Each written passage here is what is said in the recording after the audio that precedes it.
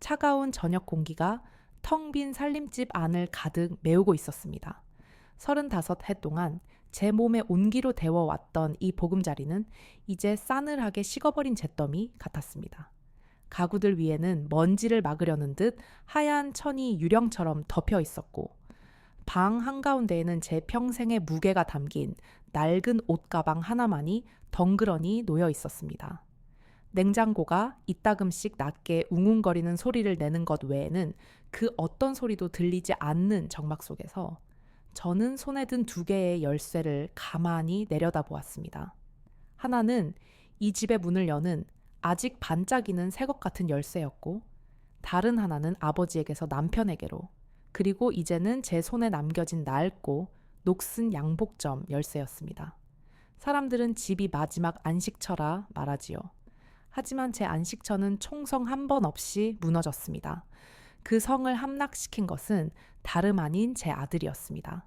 제 모든 것이었던 이 집에서 쫓겨나는 마지막 순간, 저는 현관문 너머에서 들려오는 아들 민준과 며느리 수진의 목소리를 들었습니다. 그들의 목소리에는 슬픔이나 미안함 대신 안도감과 희미한 흥분이 섞여 있었습니다. 민준이 말했습니다. 그래, 집을 보러 온 사람이 그러는데 값이 아주 좋대. 이 집만 정리하면 빚은 다 갚고 새로 시작할 수 있겠어. 그 말에 며느리 수진이 기다렸다는 듯이 밝은 목소리로 맞장구를 쳤습니다. 드디어 나 송도에 새로 짓는 번듯한 집 봐둔 거 있잖아요. 이 낡고 답답한 곳은 이제 잊어버려요. 저는 조용히 눈을 감았습니다.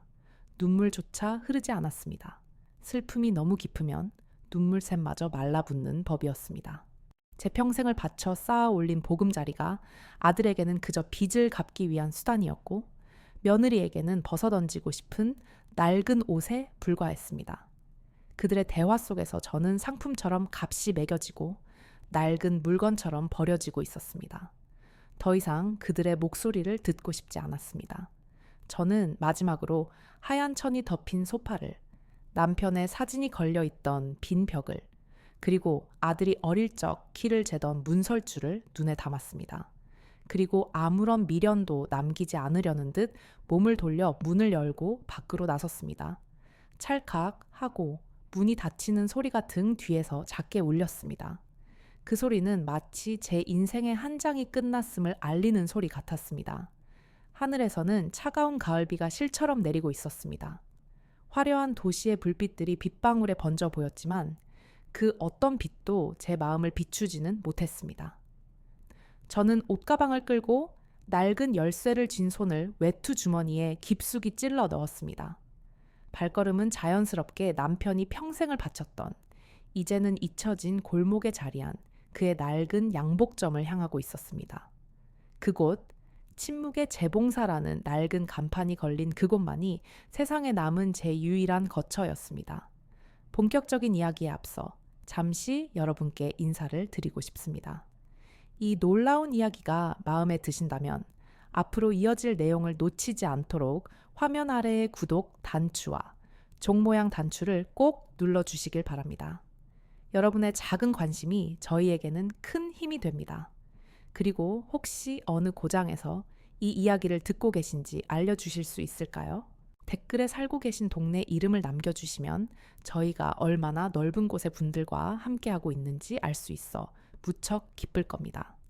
자, 그럼 이제 다시 미연 씨의 이야기로 돌아가 보겠습니다. 녹슨 열쇠가 자물쇠 구멍 안에서 뻑뻑하게 돌아가자 낡은 나무 문이 오랜 잠에서 깨어나는 듯한 소리를 내며 열렸습니다. 문틈으로 쏟아져 나온 것은 묵은 먼지 냄새와 조명 냄새, 그리고 수십 년 세월을 머금은 오래된 옷감의 향기였습니다. 그곳은 남편이 남긴 유일한 유산, 침묵의 재봉사라는 이름의 작은 양복점이었습니다. 제 이름은 미연입니다. 저는 평생을 말없이 옷만 지어온 한 존경받는 장인의 아내였습니다. 제 남편 정호는 과묵한 사람이었습니다. 그는 입으로 말하기보다 손으로 말하는 사람이었고, 그의 손끝에서 탄생한 옷들은 그 어떤 말보다 더 깊은 울림을 가지고 있었습니다. 우리는 비록 부유하지는 않았지만 정직한 땀으로 일군 삶의 품위를 지키며 살아왔습니다. 하지만 우리의 유일한 아들 민주는 달랐습니다. 아들은 어릴 적부터 아버지의 손재주를 어딘가 부끄러워했습니다. 바늘과 실을 만지는 아버지를 시대에 뒤떨어진 사람이라 여겼고 늘 크고 쉬운 돈을 조차 여러 새로운 사업에 손을 댔지만 번번이 쓴맛을 보았습니다. 아들에게 아버지의 양복점은 자랑스러운 유산이 아니라 벗어던지고 싶은 가난의 상징과도 같았습니다. 남편의 장례를 치른 그날, 아직 향냄새가 채 가시지 않은 장례식장 한 구석에서 아들은 제게 다가왔습니다. 그의 얼굴에는 슬픔의 그림자 대신 차가운 결심만이 서려 있었습니다. 민주는 마치 남의 이야기를 하듯 무심한 목소리로 말했습니다. 어머니, 아버님의 유언에 따라 강남의 살림집은 제게 남겨졌습니다. 수진이와 상의했는데 제 사업 빚을 정리하려면 그 집을 파는 수밖에 없겠어요. 어머니께는 아버지의 양복점이 남았으니 공평한 셈이지요. 저는 그 말을 듣는 순간 숨을 쉴 수가 없었습니다. 집을 팔다니요. 그 집은 단순한 건물이 아니었습니다. 민준이 태어나고 자란 곳, 남편과 나의 청춘이 고스란히 담겨 있는 곳이었습니다. 제 입술이 무언가 말을 하려고 달싹이는 순간 곁에 서 있던 며느리 수진이 날카롭게 끼어들었습니다. 어머님, 감상에 젖을 때가 아니에요. 아버님께는 이제 집이 필요 없잖아요. 하지만 저희는 앞으로 살아가야지요. 혼자 지내시기엔 작은 방 하나면 충분하실 거예요. 저희가 알아봐 드릴게요. 그 차가운 말 한마디에 저는 무너져 내렸습니다. 그 순간 미연은 남편뿐만 아니라 아들마저 잃었음을 깨달았습니다.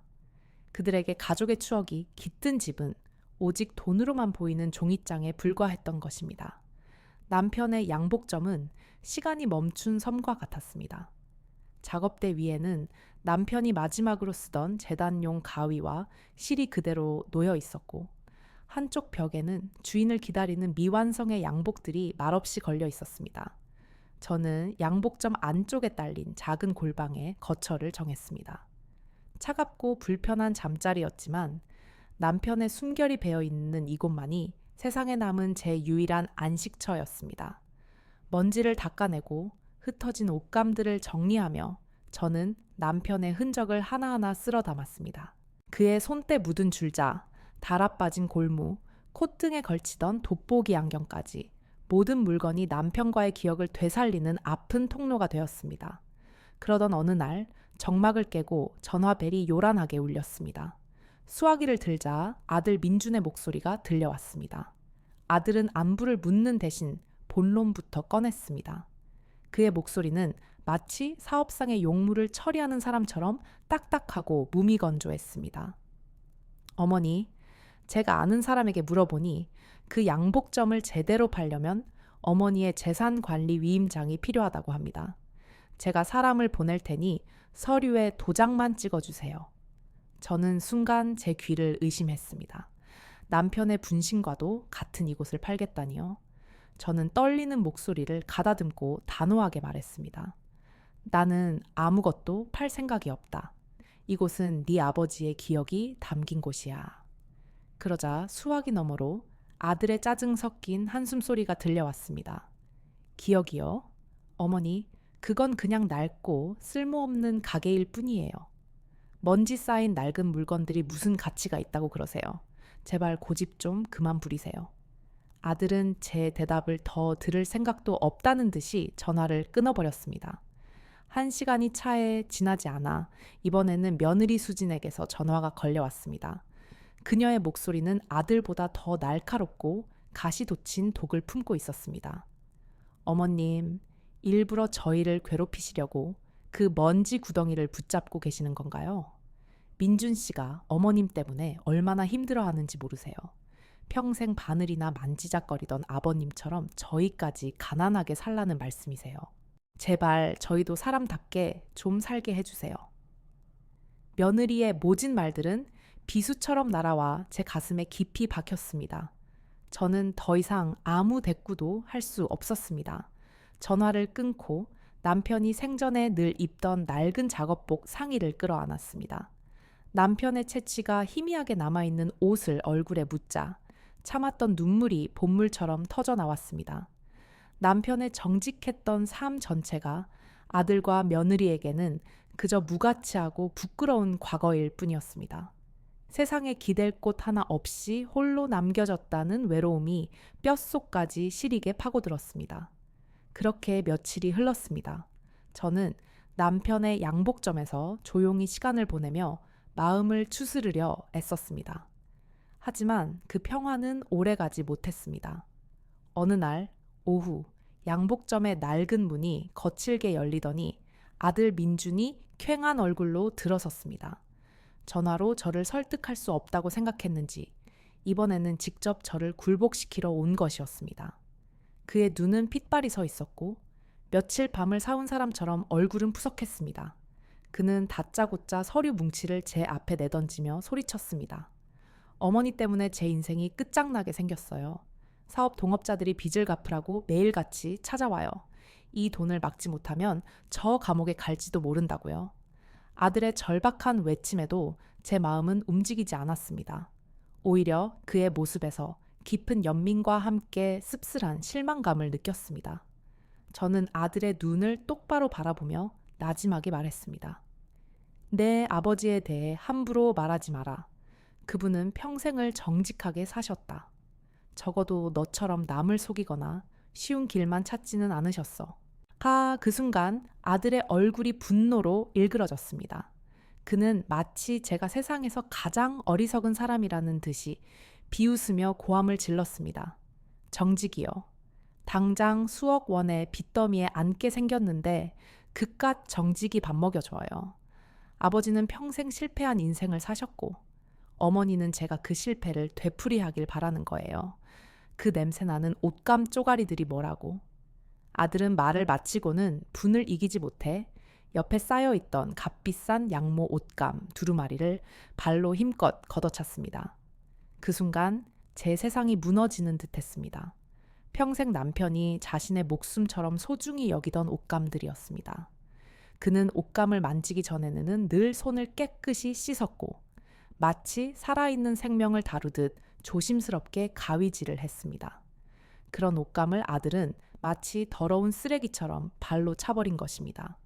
그 행동은 제 뺨을 후려치는 것보다 더 큰 고통과 모욕감을 안겨주었습니다. 아들과 나 사이에 존재하던 마지막 끈이 끊어지는 소리가 들렸습니다. 저는 더 이상 제 앞에 서 있는 남자를 아들이라고 생각할 수 없었습니다. 그는 제 가치관과 남편의 삶 전체를 부정하는 낯설고 탐욕스러운 괴물일 뿐이었습니다. 저는 차갑게 식어버린 마음으로 자리에서 일어나 아무 말 없이 문을 가리켰습니다. 나가거라. 이제 나에게는 아들이 없다. 아들은 잠시 제 얼굴을 믿을 수 없다는 듯이 쳐다보더니 이내 저주 섞인 말을 내뱉으며 양복점을 뛰쳐나갔습니다. 쾅! 하고 문이 닫히자 저는 그 자리에 주저앉아 소리 없이 눈물을 흘렸습니다. 남편을 잃은 슬픔보다 아들에게 실망한 아픔이 훨씬 더 깊고 아프게 제 심장을 파고들었습니다. 아들이 떠나간 후 양복점에는 다시 무거운 침묵이 내려앉았습니다. 저는 며칠 동안 넋 나간 사람처럼 지냈습니다. 하지만 세상은 저 혼자 슬픔에 잠겨 있도록 내버려 두지 않았습니다. 며칠 뒤 우편치 빼원이 딱딱한 서류 봉투 하나를 건네주고 갔습니다. 봉투를 뜯는 제 손이 가늘게 떨렸습니다. 안에는 법원에서 보낸 통지서 한 장이 들어 있었습니다. 양복점 건물이 경매에 붙여진다는 내용이었습니다. 아들이 자신의 빚을 갚기 위해 건물이 서 있는 땅에 대한 권리를 주장하며 강제로 매각 절차를 시작한 것이었습니다. 그것은 제게 날아온 마지막 결정타였습니다. 남편의 삶이 깃든 마지막 보금자리마저 아들의 손에 의해 산산조각 날 위기에 처한 것입니다. 그날 밤 저는 양복점의 희미한 불빛 아래 홀로 앉아 있었습니다. 절망감이 온몸을 휘감아 더 이상 일어설 힘조차 없는 듯했습니다. 그때 제 시선이 작업실 한가운데 묵묵히 자리를 지키고 있는 낡은 재봉틀에 닿았습니다. 남편이 평생 자신의 몸처럼 아끼던 아주 오래된 독일제 재봉틀이었습니다. 문득 남편의 이상한 습관 하나가 떠올랐습니다. 그는 다른 누구도 그 재봉틀에 손대는 것을 허락하지 않았습니다. 심지어 저조차도 말입니다. 매일 아침 일을 시작하기 전 그는 마치 신성한 의식을 치르듯 재봉틀을 다루었습니다. 그는 먼저 재봉틀의 큰 바퀴를 앞으로 3번, 뒤로 1번 돌렸습니다. 그리고 발판을 가볍게 1번 밟은 뒤 옆에 달린 작은 손잡이를 딸깍 소리가 나게 당겼습니다. 그는 그 행동을 기계의 혼을 깨우는 일이라고 불렀습니다. 그 기억이 떠오르는 순간 제 마음속에서 무언가 꿈틀거리기 시작했습니다. 꺼져가던 희망의 불씨가 다시 타오르는 듯했습니다. 슬픔과 무력감에 젖어 있던 제 눈에 차가운 결심의 빛이 서렸습니다. 저는 더 이상 아들의 탐욕에 짓밟히는 무기력한 어머니로 남지 않을 것이었습니다. 남편이 평생을 지켜온 이 자리를, 그리고 그가 남긴 마지막 비밀을 제 손으로 밝혀내야 했습니다. 저는 자리에서 일어나 재봉틀 앞으로 다가갔습니다. 더 이상 손은 떨리지 않았습니다. 저는 숨을 고르고 남편이 매일 아침 하던 그 신비로운 의식을 천천히 따라하기 시작했습니다. 큰 바퀴를 앞으로 3번, 그리고 뒤로 1번, 발판을 가볍게 1번 밟고 마지막으로 작은 손잡이를 딸깍 소리가 나도록 당겼습니다. 바로 그 순간 아주 작고 미세한 소리가 들렸습니다. 끼익. 재봉틀의 옆면, 평소에는 그저 밋밋한 쇠붙이로만 보였던 부분에 머리카락 굵기만 한 틈이 생기며 작은 비밀 공간이 그 모습을 드러냈습니다. 재봉틀 옆면에 나타난 작은 비밀 공간 안에는 돈이나 보석 같은 것이 들어있지 않았습니다. 그 안에는 검게 그을린 은으로 만든 낡은 골무 하나와 박지훈, 특별한 문제 상담이라고 간결하게 적힌 명함 한 장만이 조용히 놓여 있었습니다. 저는 잠시 망설이다가 떨리는 손으로 명함에 적힌 번호로 전화를 걸었습니다. 다음 날, 약속한 시간에 양복점 문을 열고 들어온 사람은 흠잡을 데 없이 완벽한 옷차림을 한 중년의 신사였습니다. 그는 저를 보자마자 깊이 허리를 숙여 정중하게 인사를 건넸습니다. 자신을 박지훈이라고 소개한 그는 제 남편의 오랜 비밀을 조심스럽게 털어놓기 시작했습니다. 박지훈 씨의 이야기는 충격적이었습니다. 부인, 선생님께서는 단순히 옷을 짓는 분이 아니셨습니다. 선생님은 침묵의 재봉사라 불리는 비밀의 수호자셨습니다. 이 도시의 가장 힘 있는 사람들이 선생님을 찾아와 옷을 맞추는 이유는 단순히 옷이 훌륭해서만은 아니었습니다. 그들은 선생님의 입이 무겁다는 것을 알았고 옷의 치수뿐만 아니라 자신들의 가장 은밀한 비밀까지 맡겼습니다. 그는 잠시 말을 멈추고 제 손에 들린 은골무를 가리켰습니다. 선생님께서는 그들의 비밀, 예를 들어 숨겨둔 재산 목록이나 약점이 될 만한 문서들을 암호화하여 옷의 안감에 교묘하게 숨겨두셨습니다. 그리고 그 모든 비밀이 담긴 옷들이 보관된 방을 여는 열쇠가 바로 그 골무입니다. 이 박지훈 씨는 저를 작업실 안쪽 벽으로 이끌었습니다. 그리고는 골무를 벽의 특정 벽돌에 가져다 대자, 벽의 일부가 소리 없이 안으로 밀려나며 숨겨진 문이 나타났습니다. 문 안쪽은 별세개였습니다. 사방의 벽에는 수십 벌의 양복들이 마치 박물관의 전시품처럼 질서정연하게 걸려 있었습니다. 각각의 양복은 그 자체로 하나의 거대한 비밀을 품고 있는 폭탄과도 같았습니다. 저는 박지훈 씨의 도움을 받아 부동산 경매를 주관하는 고위 공직자가 맞춘 양복을 찾아냈습니다. 그리고 그날 밤 저는 떨리는 마음을 진정시키고 그에게 전화를 걸었습니다. 제 목소리는 차갑고 단호했습니다. 김 국장님, 재봉사 정호의 아내입니다. 국장님께서 맞추신 양모상의 안감에 해외에 숨겨두신 재산과 관련된 재미있는 이야기가 담겨 있더군요. 종로에 있는 낡은 건물 경매건은 없던 일로 하시는 게 좋을 겁니다. 전화기 너머에서는 한동안 아무 소리도 들리지 않았습니다. 다음 날 아침 아들 민준에게서 전화가 걸려왔습니다. 그의 목소리는 당혹감과 분노로 가득 차 있었습니다. 경매가 기술적인 문제로 갑자기 취소되었다는 것이었습니다. 그는 도대체 무슨 일이 일어난 것인지 이해하지 못한 채 저에게 고함을 질렀지만 저는 아무 말 없이 전화를 끊었습니다. 복수의 첫걸음은 그렇게 조용하고 서늘하게 시작되었습니다. 빚을 갚을 유일한 희망이었던 경매가 무산되자 아들 민주는 완전히 궁지에 몰렸습니다. 며칠 뒤 그는 마치 사냥꾼에게 쫓기는 짐승처럼 겁에 질린 얼굴로 양복점에 들이닥쳤습니다. 그는 제 어깨를 붙잡고 미친 사람처럼 흔들며 소리쳤습니다. 도대체 무슨 짓을 한 거예요? 어떻게 경매를 막은 거냐고요? 어머니가 내 인생을 전부 망쳐놨어요. 저는 아들의 광기 어린 눈을 피하지 않고 조용히 그를 바라보았습니다. 그리고 아무 말 없이 그를 비밀의 방으로 이끌었습니다. 수십 벌의 값비싼 양복들이 걸려있는 광경을 본 아들의 눈이 탐욕으로 번뜩였습니다. 이게 다 뭐예요? 이걸 다 팔면 내 빚을 다 갚고도 남겠어요. 아들은 아직도 상황을 제대로 파악하지 못하고 있었습니다. 저는 그의 어리석음이 안쓰러워 나지막이 말했습니다. 너는 아직도 아무것도 모르는구나. 이 옷들의 가치는 겉감이 아니라 안감에 있다. 저는 양복 하나를 집어들어 안감을 뜯어냈습니다. 그러자 그 안에서 작은 필름 조각이 모습을 드러냈습니다. 네 아버지는 부자가 아니었다. 그는 균형을 지키는 사람이었지. 모든 비밀에는 책임이라는 대가가 따른다는 것을 믿으셨다. 아버지가 내게 남겨주신 것은 돈이 아니라 힘이다. 네가 그토록 하찮게 여기던 그 힘 말이다. 저는 아들 앞에 선택지를 내놓았습니다.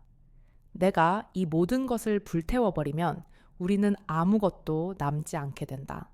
하지만 네가 아버지의 유지를 이어받겠다면, 돈이 아니라 정의를 위해 이 힘을 사용하겠다면 나는 너를 도울 것이다.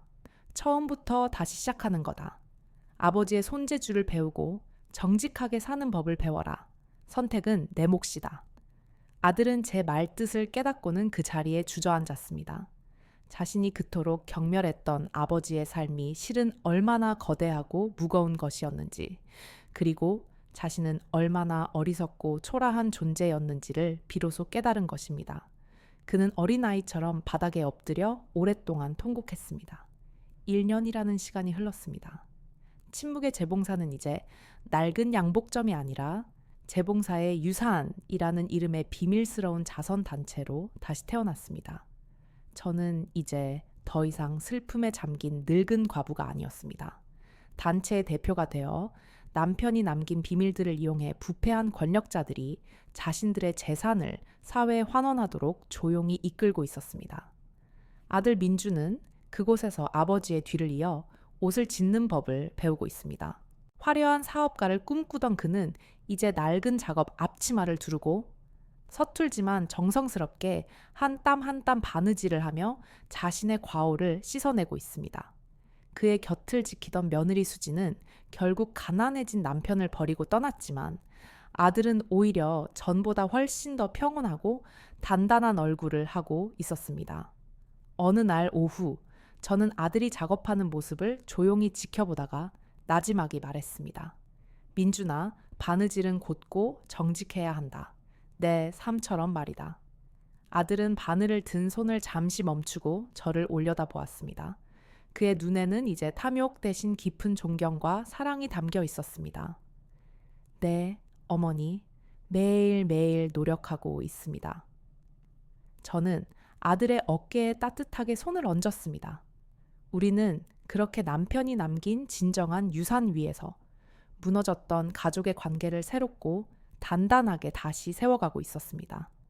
때로는 모든 것을 잃었다고 생각하는 가장 깊은 절망의 순간에 우리는 비로소 가장 소중한 가치를 발견하게 되는지도 모릅니다.